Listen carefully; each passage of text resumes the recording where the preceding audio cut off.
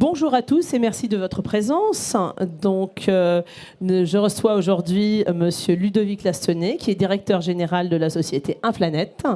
La société Implanète, qu'est-ce qu'elle fait exactement? Quelle est votre activité, en fait? Bonjour à tous. Alors, la société Implanète est une société qui a été créée en 2007, qui pendant les 4 premières années a travaillé sur de la traçabilité dans les implants chirurgicaux avec le développement d'un software qui a été revendu à une société américaine en 2009. Et depuis 2010, on s'est recentré sur notre activité de base qui est le développement d'implants chirurgicaux pour la chirurgie du rachis.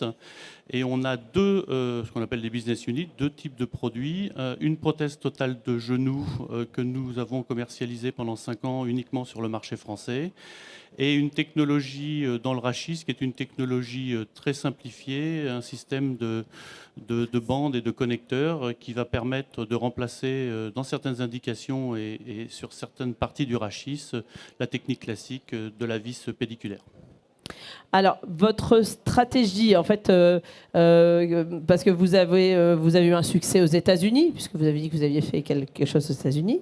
Et puis là, vous avez annoncé récemment un accord de distribution avec une société américaine aussi, Kiko Knie. Donc pour les genoux, j'imagine, Knie. Alors voilà, nous on a, depuis 5 ans, on a un cycle de vie de produits dans l'orthopédie. Ce qui est important, c'est quand on crée un nouveau produit et qu'on est une toute petite société, c'est d'avoir du recul clinique et acquérir de la crédibilité clinique pour pouvoir aller proposer le produit aux chirurgiens. Donc pendant 5 ans, sur la partie prothèse de genou, on s'est concentré sur le marché français, qui est un marché d'environ 90 000 genoux annuels. Et on en fait aujourd'hui à peu près 3 000. Donc vous voyez, faites le calcul. Pour une petite société comme la nôtre, on n'est pas gros, puisqu'on fait 3,5-4% du marché. Il faut savoir que ce marché, c'est une oligopolie. 3 ou 4 des gros fabricants possèdent 80% du marché français comme du marché mondial, ce qui nous positionne en tant que petit faiseur français comme numéro 2 ou numéro 3 en termes de prothèses de genoux. Fort de ces 5 années de recul clinique, on peut avoir ce qu'on appelle de la courbe de survie de notre implant, et ça nous a permis de démarrer des discussions avec des distributeurs pour pouvoir promouvoir notre produit dans certains pays, en regardant principalement quel est le prix de vente du produit à l'utilisateur final, qui n'est pas le patient, hein, qui est la clinique ou l'hôpital, et essayer de se positionner, nous, en tant que fabricants, pour proposer dans des pays comme l'Australie et les États-Unis notre genou en distribution pure, c'est-à-dire utiliser nos compétences R&D, nos compétences réglementaires pour obtenir, on l'espère, assez rapidement un 510K au niveau de la FDA américaine. On l'anticipe. Une autorisation. Voilà, une autorisation de commercialisation. Voilà. C'est quelque chose d'assez simple dans ce métier-là, puisqu'on utilise des prédicates, donc on se compare à ce qui existe déjà, et notre genou est très dessiné américain. Et puis on attend fin février l'enregistrement sur la ligne des remboursements australiens pour pouvoir démarrer la vente de genoux dans ces 2 pays dans le courant du premier semestre 2019, comme on l'a annoncé dans le communiqué de presse. D'accord, donc à l'international, ça va être États-Unis, Australie, après avoir démontré vos preuves en France. Voilà, parce que c'est un métier qui est très demandeur en cash, puisqu'on va poser des implants qui sont vendus assez cher, mais il y a besoin de caisses à outils qui coûtent très cher pour pouvoir les poser. C'est ce qu'on peut faire quand on attaque un pays en direct comme la France, mais Implanète n'est pas structuré financièrement pour pouvoir aller aux États-Unis en direct ou en Australie. Donc on s'appuie sur des gens qui achèteront les implants, mais aussi les caisses à outils dans le premier trimestre 2019. Donc vous utilisez vous faites beaucoup de recherche et développement, c'est très important dans votre secteur. Alors exactement, la recherche et le développement est importante. Nous, on développe beaucoup de produits en chirurgie du rachis principalement, parce on est persuadé qu'avec la technologie à bande, on va amener des compléments sur des produits et des gammes de produits existantes. On a 2 viviers d'inspiration. Évidemment, le marché français. Je crois que mes petits camarades ont déjà expliqué que le rachis et les chirurgiens du rachis français ont fait un peu de cocorico, ont toujours été à la pointe de l'innovation et des développements. Mais on a aussi, nous, une assise assez importante aux États-Unis pour une petite société comme la nôtre, puisqu'on va faire environ 2,5 millions de dollars de chiffre d'affaires cette année sur ce marché américain. Et c'est vraiment 2 sources d'inspiration, de développement. Et très bizarrement, les besoins ne sont pas totalement les mêmes. Donc on est en train de finaliser en 2018 pour se prémunir des problématiques qui vont arriver avec la nouvelle réglementation européenne qui devrait être applicable quelque part en 2019-2020, qui va imposer des contraintes énormes sur les medtech comme les nôtres, en vraiment accélérant sur la recherche et développement, mais surtout accélérer sur les enregistrements. Voilà, on prévoit 4 ou 5 enregistrements à la fin du premier trimestre 2019. Ah oui, donc c'est court terme, c'est 1 an. Oui, c'est vraiment une course contre la montre, parce que de montage de dossiers, mais on anticipe des renforcements de la réglementation. Et c'est de plus en plus dur. Vous pensez que c'est de plus en plus dur les demandes d'autorisation? Il y a de plus en plus de précautions de prise, entre guillemets, dirons-nous, par les autorités? Alors, sur des dispositifs implantables comme le nôtre, oui, c'est de plus en plus dur. On parle, comme dans les biotech, d'études précliniques, choses comme ça. Bon, ça va vraisemblablement être assoupli.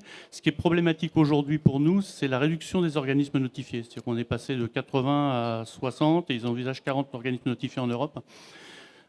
Comme dans toute administration, ça engorge les tribunaux, je dirais. Et malheureusement, les dossiers qu'on pouvait faire passer en 2 mois, ça peut prendre... Nous, on a un dossier actuellement sur du genou. Alors, c'est une modification très mineure, mais c'est plus de 12 mois, on n'a toujours pas les résultats.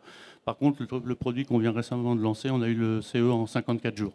Et, le produit Jazz que vous aviez... Voilà, c'est le produit, le produit de JazzCap qui permet de se fixer sur les vis pelliculaires pour renforcer la sécurisation de la vis dans les eaux de mauvaise qualité. Alors, ces recherches nécessitent des capitaux. Donc, ça veut dire que c'est des augmentations de capital nécessaires Alors, ça veut dire, oui, ça veut dire de la recherche de capitaux, réellement. Oui. Ça veut dire des augmentations de capital qu'on a faites assez régulièrement. Ça veut dire aussi l'utilisation d'outils désormais un petit peu plus souples, dilutifs évidemment, mais un petit peu plus souples. Mais ça veut surtout dire aujourd'hui, l'orientation que veut prendre la société, c'est un peu dupliquer cet accord de genoux sur un accord au niveau du rachis pour vraiment se dire, nous, avec 3 personnes aux États-Unis, on fait 2,5 millions de chiffre d'affaires. Si demain, ce produit tombe dans les mains d'un plus gros faiseur avec 500-600 personnes, est-ce que ça ne fera pas, alors ça ne fera pas 300 fois plus, mais est-ce que ça ne fera pas 10 ou 20 fois plus? Et c'est vraiment l'orientation qu'on prend actuellement, ce qui devrait nous permettre de freiner les besoins en cash dans les années à venir. Et quand vous avez choisi de vous introduire en bourse en 2013, c'était un process financier ou il y avait aussi une volonté de visibilité plus grande? Pour une entreprise qui fait de la recherche, est-ce que l'introduction en bourse, il y a plusieurs clés de lisibilité? Ça, c'est une très bonne question. J'aurais 2 réponses. Il y avait une nécessité de financer la société. On avait fait 5 années de capital risque. On est arrivé au bout de ce que ces fonds pouvaient faire. Vous savez, ils ont des réglementations 5 ans, 6 ans, 7 ans. Et puis c'était une opportunité pour nous d'acquérir de la visibilité sur certains marchés export et principalement le marché américain. Je crois que c'est très important. On a la chance en France d'avoir une dynamique de ces introductions en bourse avec tous nos petits camarades. Je pense que c'est très bien. On souffre actuellement énormément. On est inquiet, bien sûr, mais moi je suis assez confiant quand même dans l'avenir. Voilà, il faut financer l'innovation, parce que si on ne finance pas l'innovation, on va se retrouver sans pouvoir soigner les gens de façon plus performante dans les années à venir. Voilà, on est dans l'investissement sociétal qui a du sens, parce qu'effectivement, ça a un sens que de faciliter la vie des gens au niveau santé. Oui, c'est vrai que ça facilite. C'est vrai que quand on explique ce que l'on fait et qu'on traite des patients, nous, on s'est relancé dans le rachis avec le traitement de la déformation pédiatrique. C'est vrai que quand on monte des radios de jeunes patientes déformées et qu'on les redresse, c'est vrai que c'est quand même très intéressant. Mais bon, ça vaut pour toutes les parts, enfin tous les pans de l'activité. Toutes les medtech qui sont dessus. Alors, vous voulez développer l'actionnariat individuel. Vous en avez eu un petit peu à l'introduction en bourse. Donc, vous communiquez plus vers cette cible. Les actionnaires individuels, ils ont quel avantage, en fait, pour une société cotée, une medtech? Alors, nous, on a plus de 97% de flottants aujourd'hui en planète. Donc, on est vraiment une société très orientée actionnariat individuel. Des actionnaires individuels déçus, bien évidemment, mais qui nous ont toujours fait confiance. C'est-à-dire qu'à chaque fois qu'on a fait, on a toujours essayé de faire des augmentations de capital avec conservation des DPS pour essayer de les impacter le moins possible. Voilà, donc ça c'est important. On a mis en place une stratégie de communication avec des conférences call tous les trimestres au moment des résultats ou au moment des grands événements de la société. On a un site internet où on communique pas mal. On vient sur Actionnariat, bien évidemment. Voilà, donc il faut que les actionnaires regardent le site internet un peu pour avoir plus d'infos, pour se renseigner. Oui, ou tout au moins aller sur le site et puis cocher la case, recevoir les informations, parce qu'on Voilà. on communique plutôt pas trop mal. Voilà, c'est important. Et puis vous êtes éligible au PEA-PME, j'imagine. Bien sûr. Voilà. Eh bien, écoutez, merci beaucoup. Et puis, j'invite les personnes à vous rejoindre sur le stand Implanète. Merci.